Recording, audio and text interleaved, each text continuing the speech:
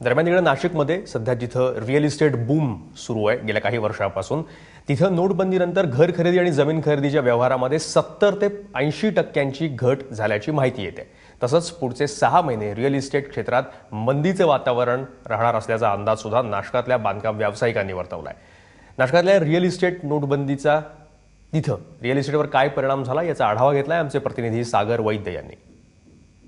10 दिवसांमध्ये नवीन मालमत्तांच्या खरेदी आणि विक्रीचे व्यवहार पूर्णपणे ठप्प झाल्याचं पाहायला मिळतंय। आता मी नाशिकमधल्या दुय्यम निबंधक कार्यालयाच्या बाहेर उभा आहे। आपण बघू शकतोय की एरवी गजबजलेलं लोकांच्या गर्दीनं भरून गेलेलं हे कार्यालय गेल्या 10 दिवसापासून अशा पद्धतीनं ओस पडल्याचं पाहायला मिळतंय। संबंधित विभागाकडून जी माहिती आलेली आहे त्यानुसार साधारणतः 75% प्रकरणं जी आहेत ती कमी झालेली आहे खरेदी विक्रीचे। त्याच्यामुळे केवळ 25% जे आहे सरासरी याची नोंदणी होतीये सध्या, आणि त्याच्यामुळे फार मोठ्या प्रमाणावर हा व्यवहार जो आहे तो ठप्प झाल्याचं सांगितलं जात आहे।